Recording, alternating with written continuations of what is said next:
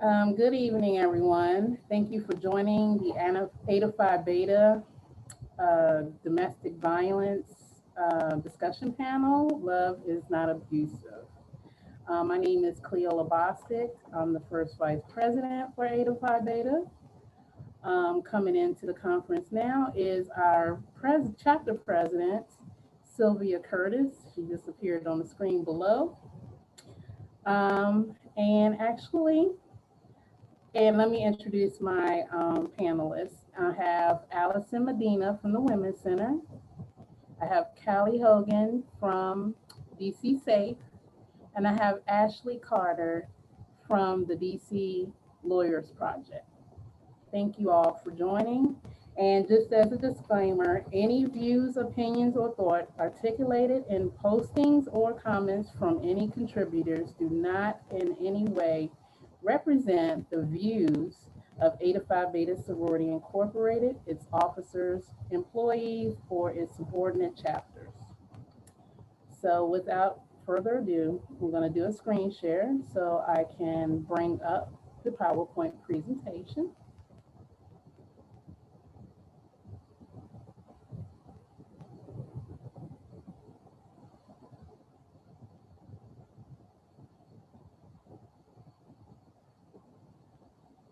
All right, can you see it? Great. So welcome to our chapter conference for today. Our national president is Colette McCurdy Jackson. I was hoping she was going to be here this evening, but maybe she may join us a little later. Next up is our Eastern Regional Director, Sandra Smalls, and she's located in Richmond, Virginia. And we just did the introductions, but you can see the list of names.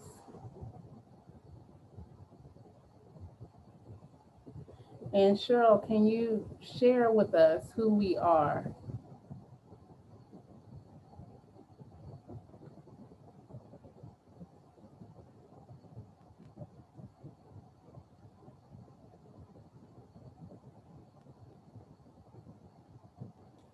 Okay, can you hear me? Yes. Okay. So just real quickly, Eta Phi Beta Sorority Incorporated is a business and professional women's organization that was established in Detroit, Michigan in 1942. We have chapters all throughout the United States and the U.S. Virgin Islands. And our primary mission is to support business and professional women in their various endeavors. Also, in doing that, we support many community service projects, one of which is domestic violence awareness, as well as we support programs focused on the intellectually and developmentally disabled. Our mission, our motto is not for ourselves, but for others. Thank you. Thank you. Now let's begin our program. All right, so the discussion areas, we're going to start with resources and services available for domestic violence victims, and then further explore the impact COVID has had on them and some voting challenges.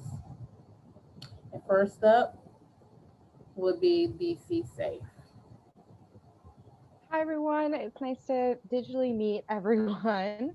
Like Cleo said, my name is Kylie Hogan. I'm the Director of Crisis Intervention for DC Safe. And I'm just going to tell you a little bit kind of a perspective on what domestic violence might look like in DC, a little bit about what DC Safe does, and kind of what we look like during COVID. So just starting off, this is just kind of a good snapshot of what kind of the reported domestic violence looks like in DC. We know that there's always a lot that isn't reported, but you'll see kind of three little groupings here. One is calls for service from the Metropolitan Police Department. So those are people who are calling 911. They want the police to come out. Not all of these calls are really going to end up being reports. You know, it could be that heated football game you got in with your family on a Sunday, but some of these definitely are becoming domestic violence reports and becoming more serious issues, or that's what they're discovered to be. Next to that, you'll see a grouping of civil protection orders that have been filed. So these are people who are engaging with the courts. They feel like they need some sort of stay away order in order to stay safe.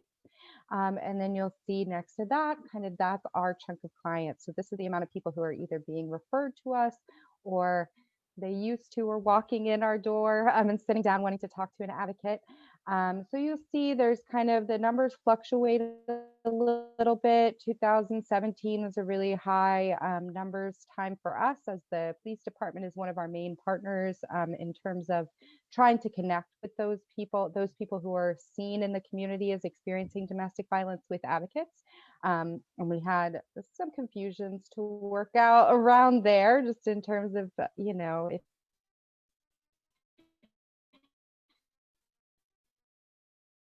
people are going to argue about whether or not before we really look at domestic violence is about power and control, and that relationship dynamic between two intimate partners. And DC has a pretty wide definition of what domestic violence is. So we've been working on making sure that the referrals to us are really meaningful. Those people who feel trapped and are under the control through threats of violence or other manipulative tactics of their intimate partners. So we'll go next.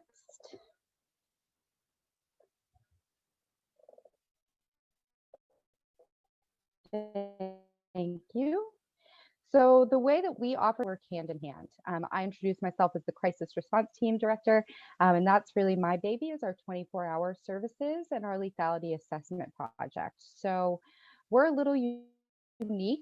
A lot of people think of a hotline as a number that someone's going to find kind of through a Google search, or maybe get on the side of the bus. And when we really sculpted our services, what we understood is that survivors of domestic violence, they're out in the community, they're already talking about it.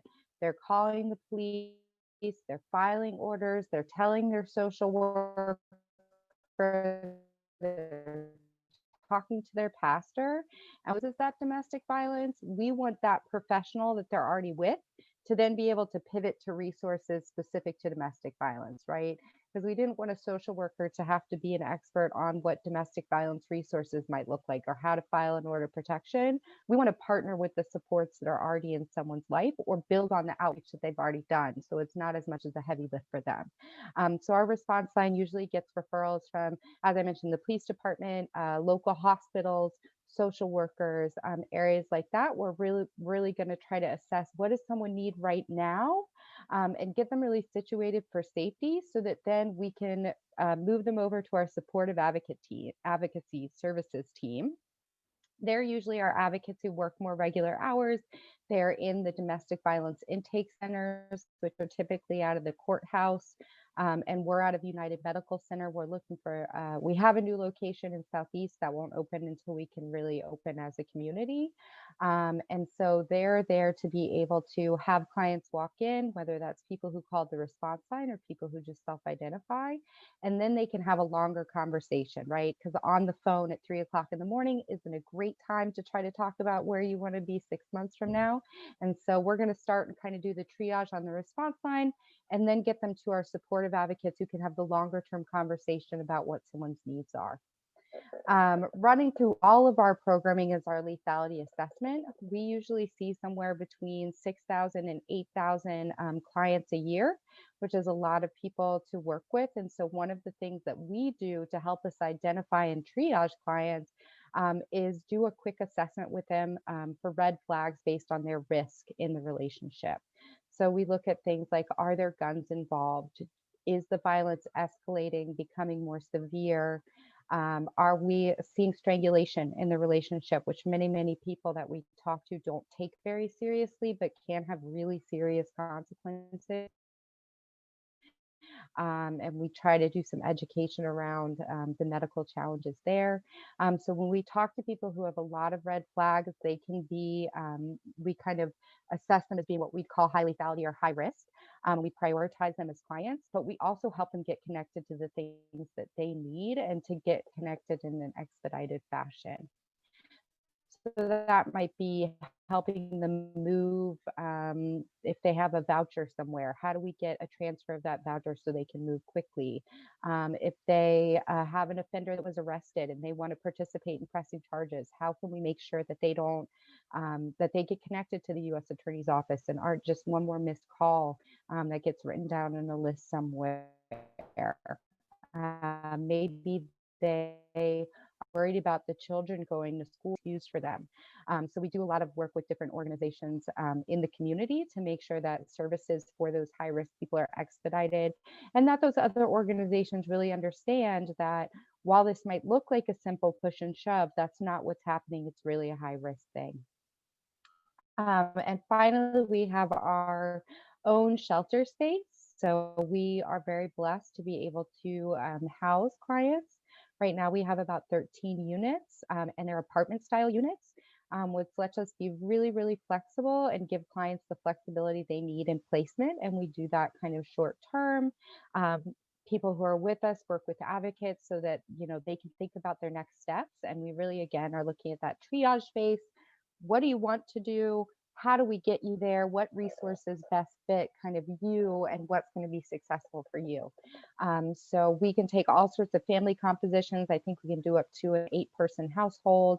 But if someone has adult children, they live with a parent, maybe they are transgender and they don't feel comfortable in a men or women's shelter, we can kind of house people very, very flexibly. And we're very lucky about that. We'll go next slide.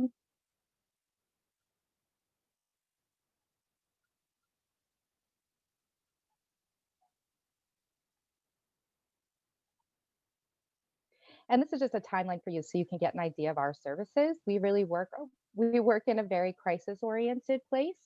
So again, we're available at 3 o'clock in the morning to put someone in a taxi cab and send them to their sister's place if that's what we need. We can dispatch a locksmith out at midnight. We can place you in shelter 24 hours a day. And that's really where we start. And then we work on stabilizing people over about a month. So we really work with people through that first month, which we also know is generally the most dangerous time when someone's leaving a relationship. That's when we really see some risk spike. And so we try to be there over that month to help people both have a safe place to fall, a little bit of a safety net there, but also to work on what it is they'd like to do next. And then we're going to start connecting people to other agencies and organizations that do that long-term work towards true stability. So we can go next. So to talk a little bit about our services in COVID, we really fought very hard to make sure that we keep our services as close to normal as we possibly be, as they can possibly be. But one of the biggest things that's really been a change for us is the fact that the courts are not open for in-person services. So that was really a great place for people to be able to just drop in and sit down and talk to someone, as well as to get some guidance if they wanted to engage in that civil legal process. Because as you can imagine, when you're in crisis, having to draft a legal document and present it to the court is very, very scary. So we were really there to try to help them. And now, of course, those intake centers are closed, and the courts have really moved all of their service access to a digital model where people are going through websites or they're emailing documents. And so, of course, that for some people is a really big challenge. So we've really stepped in to try to help make sure that everybody has access who needed it. So regardless if you don't have an email or a computer or an internet access, we're going to make sure that you can still have access to what you need. The other big thing is usually orders of protection come in a couple different varieties. And the most common thing that people try to get is a temporary order, where they're really looking for immediate intervention and that immediate intervention lasts for 2 weeks, and then there's a hearing on if they still need continued intervention from the courts to tell an offender what they can't do.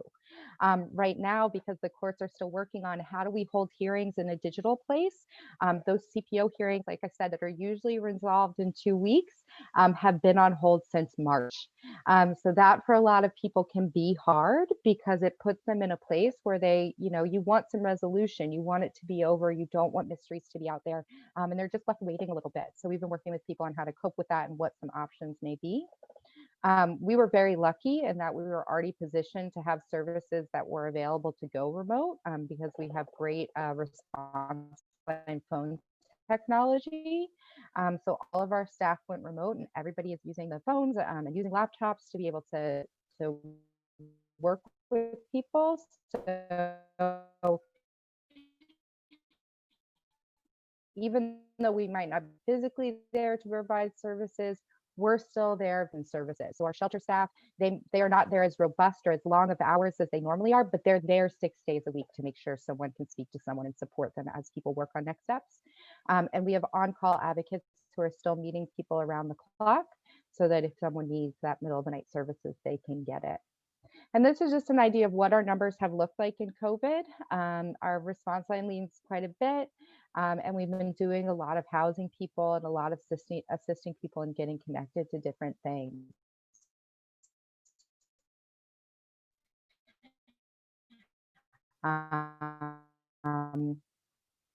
Housing is often kind of get place. And this is just an idea of kind of what those services look like for us to provide. Everything from just getting someone in a taxi to maybe helping someone pay their first month's rent are all things that we try to do with someone, and just making sure that they get through to the next place. So in addition to just kind of the support, there's always that monetary piece that we're trying to provide so that people can be successful there. We can hop to that last slide. I've got our website if anybody's interested in donating or looking at what we need. One of the biggest things that I always talk to people about is we try to give clients as much autonomy as they can. So when they're with us in shelter, they have their own kitchen, they can cook for themselves, but we also want to make sure that they can go and shop for themselves. I think that oftentimes it's so comforting for our clients to be able to cook what they're comfortable with and cook for their kids what they're comfortable with. So we do a lot of grocery cards for people. Any sort of non-perishable goods, and of course the holidays will be coming, so we'll be doing some drives for that, but we really try to do kind of a warm wraparound for people and make sure we meet their needs where they are, and so we try to be flexible. We've done everything from rekey cars to buy someone early on in the pandemic, I sent someone out to get a cat carrier for a client who needed to move and had no other way of getting her cat to her next location. So we really try to be flexible and really get people through that crisis and meet the barriers that come up for them.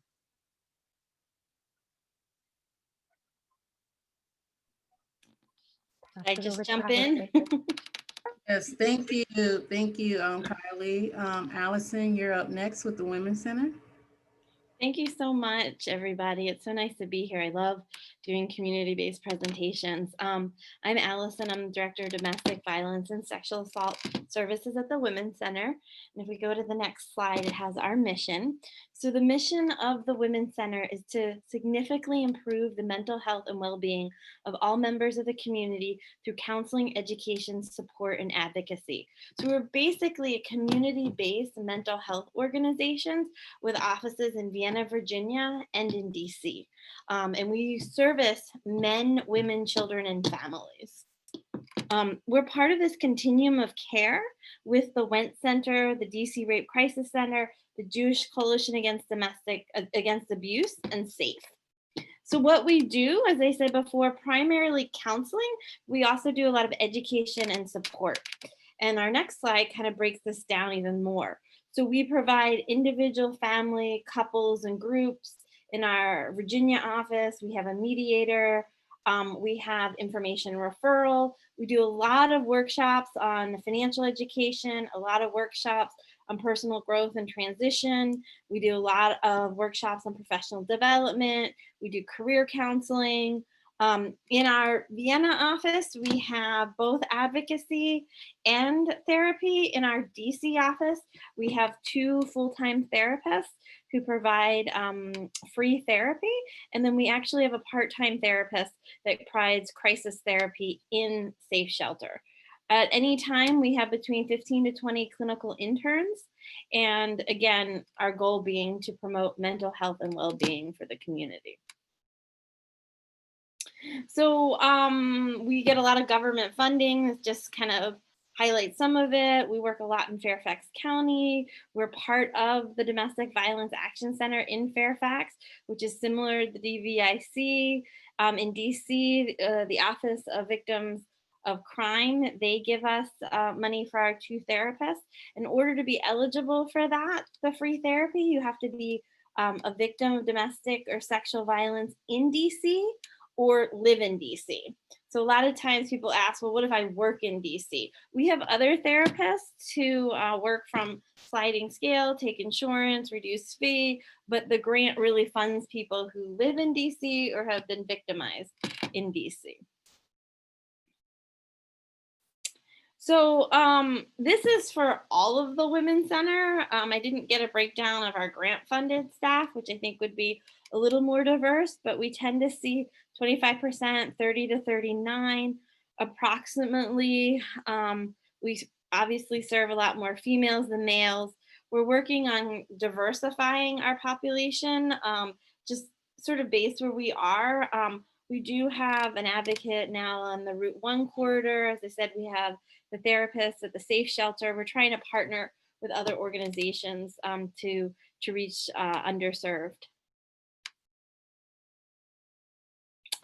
So 36% report they're not employed, 30% present with insurance.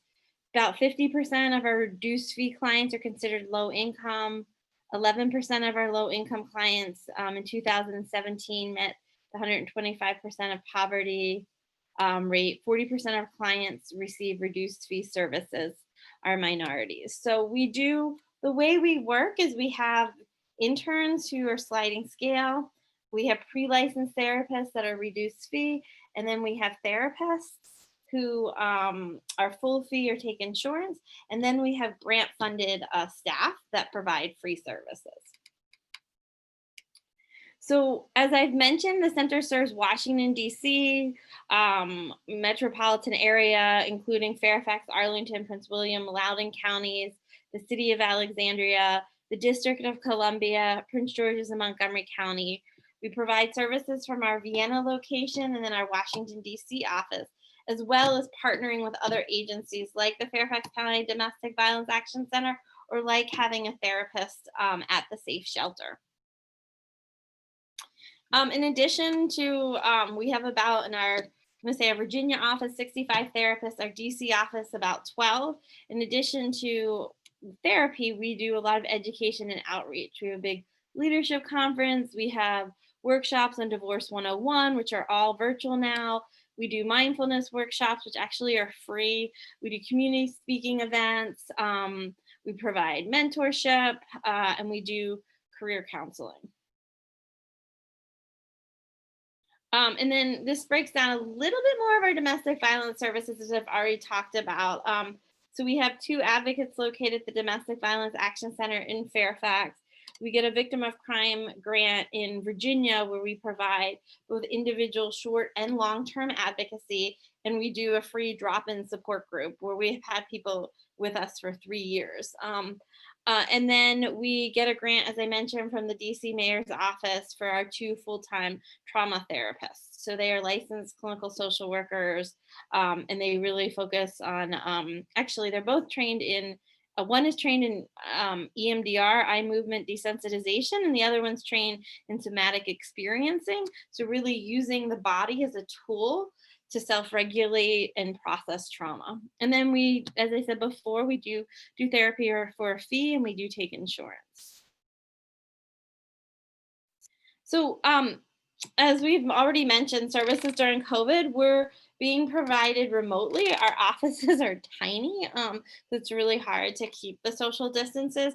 So we continue to provide telehealth services either through, it's called Doxy, or over the phone. We've definitely, like SAFE, seen an increase in both our counseling and advocacy services in both offices. And I guess this is where you can make donations. I guess in terms of a little bit about the impact, I know we're going to have a discussion of domestic violence, but we define domestic violence as a pattern of behavior used to maintain power and control over someone. And it can manifest in many different ways. It can be physical, emotional, sexual, social, environmental, technological, but a big way of controlling someone is isolation, is that isolation piece. And so when you have stay-at-home orders, when you're telling people to isolate, that is increasing people's risk. I think the other thing I wanted to say is healing, particularly with trauma, occurs in relationship. Domestic violence, intimate partner violence, sexual assault is one of the most traumatic experiences that's been occurred. And so healing occurs in a relationship, whether it's with an advocate, a therapist, an attorney. And so I'm always telling people, build your support network, get a good therapist, get a good advocate, reach out to family, reach out to friends, surround yourself with positive, loving people, join a support group. And so again, during COVID times, that has been really challenging. Our support group is virtual. We have around 15 to 20 people that still come. We have a different presenter come to every group, really trying to find creative ways to continue to connect so people don't feel alone. Because the big thing that we always tell survivors is you're not alone. It's not your fault. And there are people and resources out there that care and want to help. And we just want to get you connected. So I guess thank you for putting that slide in. This is our DC team. That's me for Halloween. I am split my time between more in Virginia, but sometimes in DC.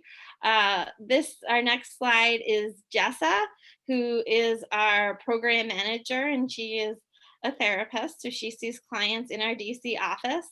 And then the next slide is Sarah, who also sees clients in our DC office. And then Donna, who I think it's a very fancy photo of her, is our part-time therapist at the SAFE shelter. We have lots of therapists who have experience with domestic violence, trauma, and sexual assault, but these are our grant-funded therapists that services are free. So for people who, we do, unfortunately, like a lot of organizations, have a wait list. Our services are not time limited. On average, we see a client for a year. And so because of that, well, in our office, Donna sees people once or twice because the shelter is more short term and she helps connect with long-term services. So we do have a wait list, but we have other therapists, as I said, who have experience. It's just by fee or insurance. So that's my part. Thank you. Since we have a last minute impromptu guest, and we don't have a presentation from her, but we're gonna let Ashley Carter share the floor and tell us about her organization. Thank you so much. I'm really excited to be here, and I'm sorry that I don't have a PowerPoint because I was a last minute addition, but I'd love to share a little bit about my organization and how COVID has affected us. So the DC Volunteer Lawyers Project is a nonprofit legal aid organization, and we provide free legal representation to survivors of domestic violence, sexual assault, and stalking. We provide representation in both protection order and family law proceedings. And we also represent abused children as guardians ad litem. We have normally 4 walk-in legal clinics throughout the district. We have one at Children's National Hospital, one at DC Superior Court, which is a clinic that I run 3 times per week in normal times. One in Southeast DC at the Commons at Stanton Square, and one at Westminster Presbyterian in Southwest DC. So we're kind of throughout the city so that our clients can access us. We also operate services at the Domestic Violence Intake Center in DC, which is located at DC Superior Court. and which Kylie mentioned earlier. DC Safe also assists clients at the intake center. Unfortunately, during COVID, a lot of the challenges that Kylie has mentioned are also affecting us. So the ways that we normally access our clients are through those domestic violence intake centers or through our walk-in clinics where people come in to get assistance. And unfortunately, since those are closed, we've had to come up and get creative with new ways to access our clients. So there is now a sort of virtual domestic violence intake center where DC Safe takes the names and client information of those clients who call in needing assistance with filing, and they forward them to us. So Kylie and I are emailing each other all the time, basically, so that we can access those clients and help them file. We have a number of clients who don't have computers at home, who don't have access to Wi-Fi, who would not be able to file if they didn't have access to either SAFE or to the organizations who work in the intake center. So it's hugely important that we've been able to make that transition. We also have closed all 4 of our walk-in clinics. So instead, we have transitioned to a phone-in clinic system where we're able to give people legal advice over the phone, look at their documents online, and hopefully give them as much legal advice as possible.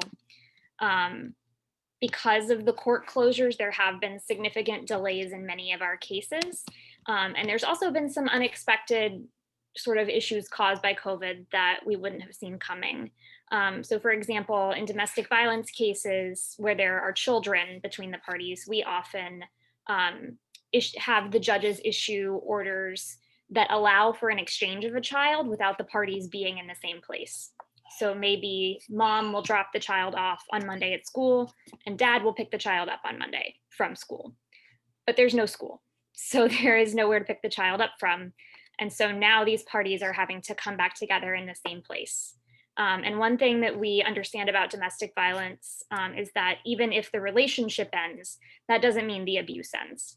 So oftentimes our clients who have children together, unfortunately, will have to keep seeing their abuser for years to come because of child custody exchanges. And so we have had to be very creative as attorneys with how we advise our clients to proceed when they are exchanging their children. What ways can we make sure they're in a safe place? Can we have them meet at a grocery store? Can they meet at a library, somewhere where there are people around? Can we do exchanges through a third party? So these are some of the things we've had to think about always, but COVID has made them much worse. And so it's really changed the landscape of what we do. I think that we also offer wraparound services, meaning we're not just looking at the individual legal need that the person brings to us. We're looking at all needs. So we're looking at housing needs for our clients, mental health needs, public benefits needs, and we always provide referrals to our clients so that they can get whatever resources are necessary to help them become permanently stable. And unfortunately, because of COVID, there have been a lot of cuts to the availability of those services. So it is harder to find shelter in DC because of capacity issues. And as domestic violence has increased during COVID, it's harder to find a placement in a shelter. It is harder to get somebody on the phone for your public benefits. Incredibly difficult to find someone who's in the office or will pick up the phone. So these are some of the things that we've found have really affected our clients profoundly, and that we're still trying to find ways to advocate for our clients. And Cleo, I know that you and Sarah had discussed some voting issues. Did you want me to touch on that also? Oh, I think you're muted. You're muted. We can't hear you. Yeah, that part. Let's talk about the COVID and then we'll jump into the voting. Sure. So what impacts have you seen with your organizations in general, like COVID has played on domestic violence? I mean, I'm pretty sure the numbers are on the rise and the police department's getting more calls than normal. I mean, what is the situation that you guys been coming across?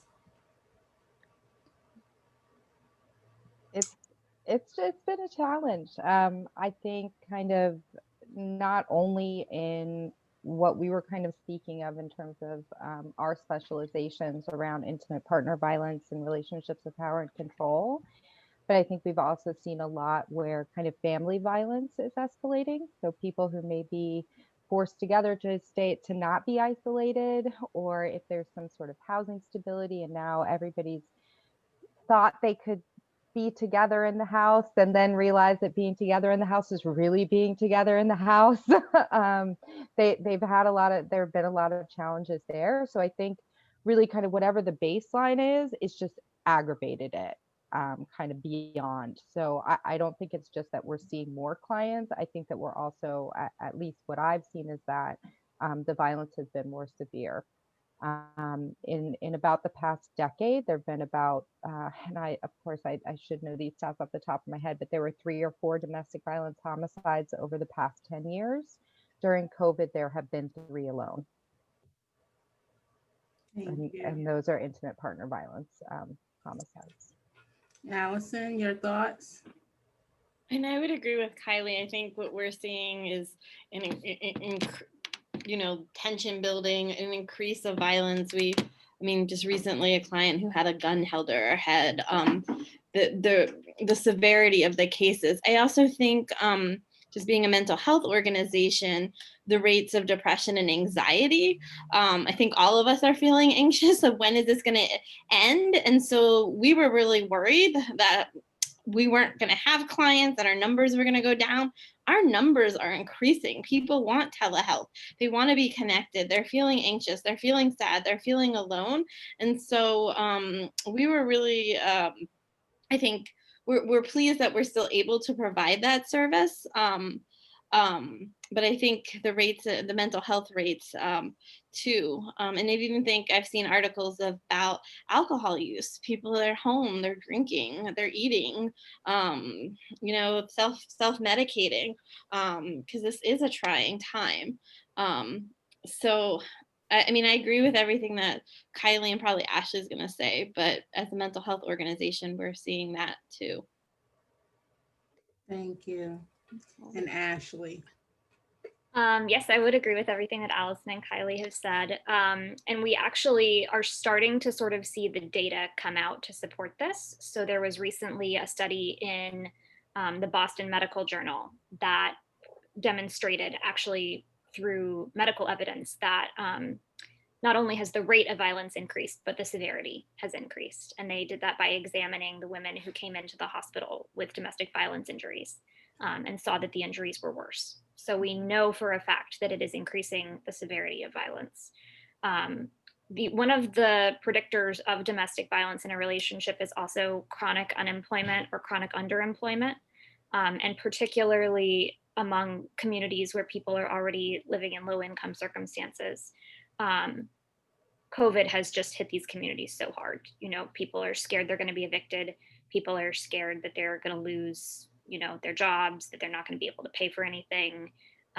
Unfortunately, because of our current governmental circumstances, there hasn't been as much relief as we all know we need in these communities. And the way that manifests itself is that when people feel like they do not have control over their lives, they control the one thing that they can control, and that's their partner. And that power and control dynamic results in further abuse.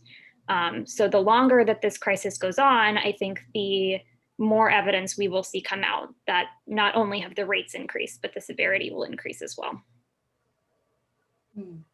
Now, let me ask you this. Now, I know the answer because Kylie, I'm actually trained in 2013 to be a DC Safe advocate. So what are some of the signs that we can, see as predictors of someone, having the potential of being an abuser? A lot of people don't really acknowledge verbal abuse and emotional abuse too much. But what are some predictors that, we can, let the public know about so they can assist someone that they suspect might be a victim? Sure. So that's a great question. I think one of the things that always stays fresh on my mind, just in looking at particularly young people, is the constant connection that people seem to want to have through social media and other electronic means. Um, Things that feel very charming in the beginning. Oh, he always wants to know how I am and where I am and how I was doing. Turn out very badly when you get into the relationship and it becomes, you were 5 minutes late from the store. Who are you talking to?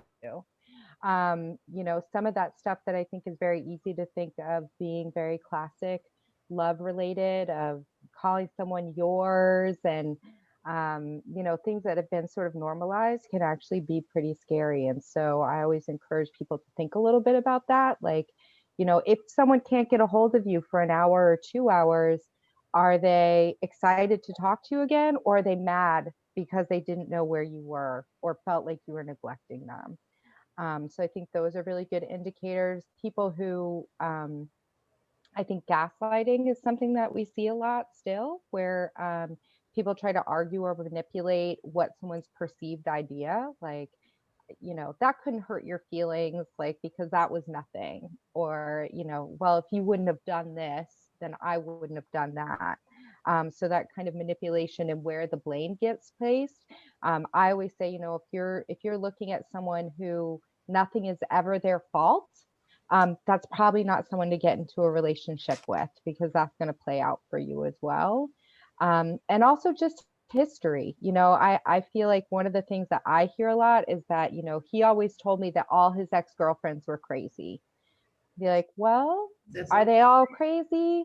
Or are you the crazy one? Like, one of the things I almost at times, because I see a lot of repeat offenders, and there are times where I just want to like hang a sign out of the courthouse that says orders of protection or public knowledge. Before you date someone, come and look them up. Yes. Which I hate. Like, I don't really want people to have to think about their dating life like that. But if people have questions, I mean, they're out there and you can see, one crazy ex-girlfriend may be a one-off, but if everybody was, there might be a common denominator there. I agree. I actually had a friend who was killed in a murder suicide back in 2014. Aspiring, her name was Christy Flowers, and she was a law student at American University. We both graduated from George Mason University together, and she was employed with the CIA. So abuse has no boundaries. So just please don't think that this is something that happens in, the lower class, or like you see in the movies and behind closed doors in the upper class. It happens to any and everybody, man, woman, child, senior citizen. It happens to anyone.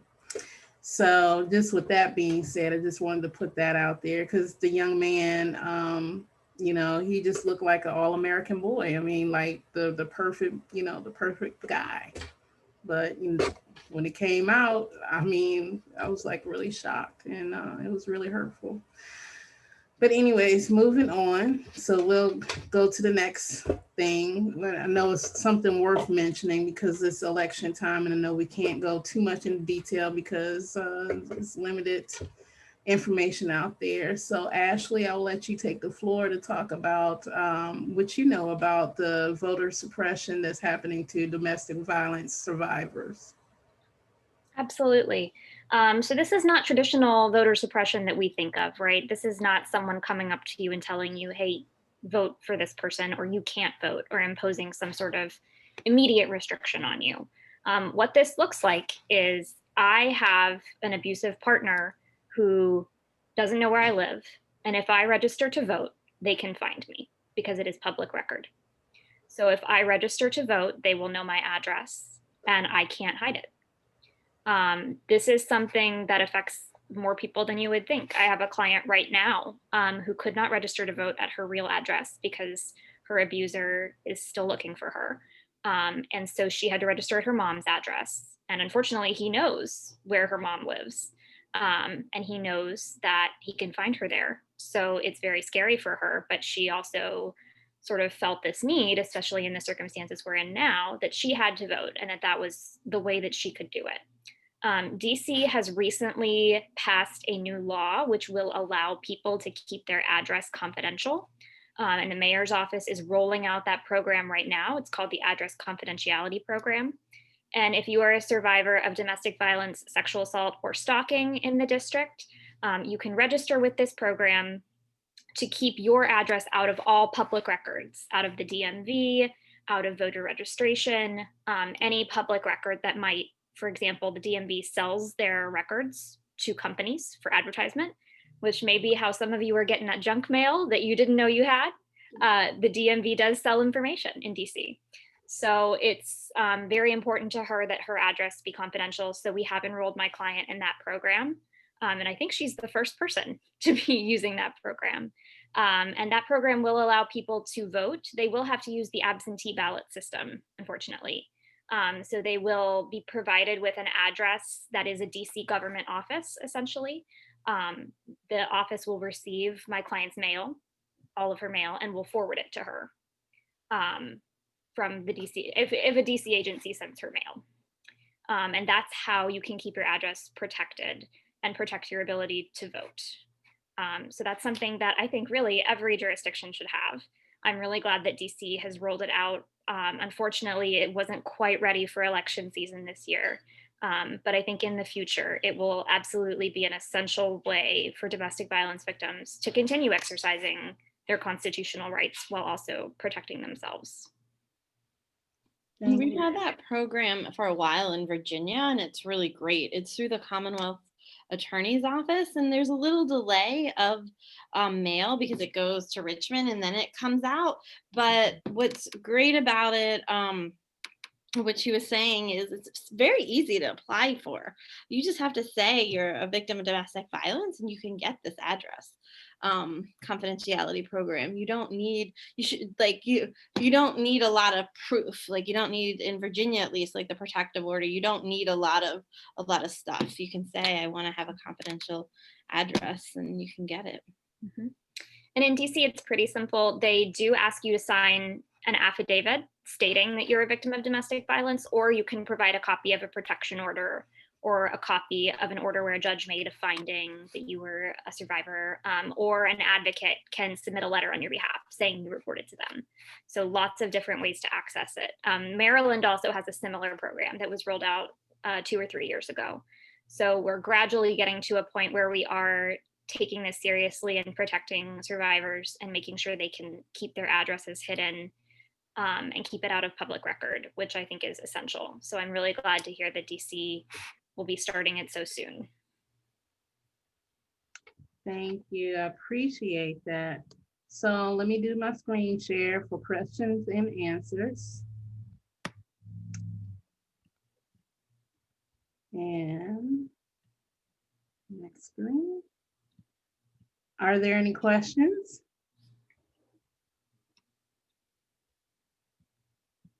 You could just raise your hand. Anybody have any questions they want to ask? No. Can you talk, and it's for any one of you, can you talk about the bilingual services that you offer to victims? Sure. So about 25% of our staff on average speak Spanish, and we try to maintain at least that level. We also have a couple different languages that are spoken. We have someone who speaks Twi. There's one other like very unique language we have that someone speaks. So anytime someone can bring that to the table, we want it. But we are also very lucky to have access to what's called language line services, which is a 24-hour translation service. So no matter what language, no matter what time, we will be able to find someone who can do some translation and do it professionally, which is really important for us. In our Virginia office, we have 2 bilingual advocates. In our DC office, I know one of our therapists provided therapy with an interpreter from UTA. So UTA has an interpreter bank. And so they were able to do that. There are Spanish-speaking therapists at a UTA Mary Center, but this client for some reason wanted to work with somebody at the Women's Center. I think we can do a better job. We're constantly looking at that and constantly trying to hire bilingual staff and diverse staff so people feel comfortable. But AYUDA does a great job with training their interpreters on trauma-informed care, training them on vicarious trauma, training them on how to interpret in these situations. So we've always had really good experiences with them.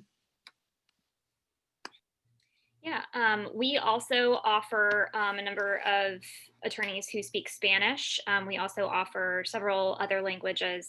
We have employees who speak Polish, Russian, Urdu, and Hindi. So there are several languages. I know one person speaks 3 of those though. So she is our miracle woman. But we do offer bilingual services through 2 of our attorneys are fluent in Spanish. Both of our advocates on staff who are providing those wraparound services are both bilingual in Spanish. And we also offer language line services, and we are connected with AYUDA's translator and interpreter bank. So any of our services can be offered in essentially any language. And we frequently do use those services. I have a client right now who speaks French and fluent in French, and we're serving her through the language line. Okay, thank you. Are there any other questions from the participants?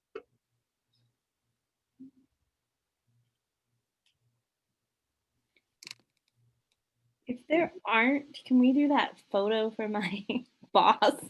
Yes, let me do the quick thank you. We can wrap this up. Well, I just want to, the ladies, on behalf of the ladies of Eta Phi Beta Sorority Alpha Zeta Chapter, we'd like to thank everybody for attending our event this evening. And I hope it was a lot of useful and informative information. And we thank you and appreciate you for your support.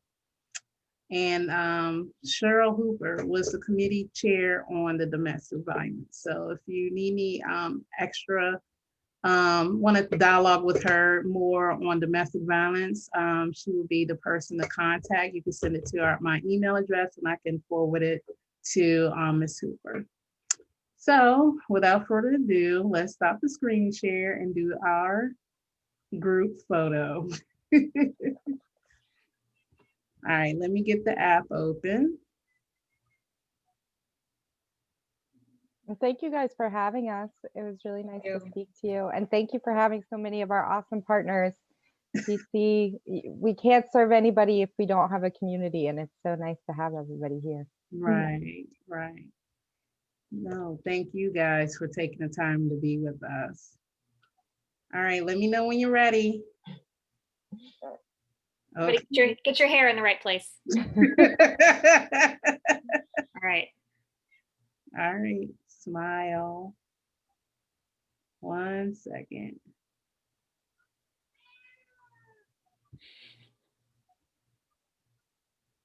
Yay, that was pretty. All right, guys. Well, that concludes this evening's event. And again, we appreciate your attendance and your support. And we look forward to working with you all in the future. We do have a lot of things coming up, especially for Thanksgiving and Christmas. And what else do we have coming up that might be, I'm trying to think. Sylvia, President Sylvia, do you know anything that might be coming up that we can discuss on a future date with the ladies? Not at this moment, no. Okay. All right, let me just save this file. Oh, did it save?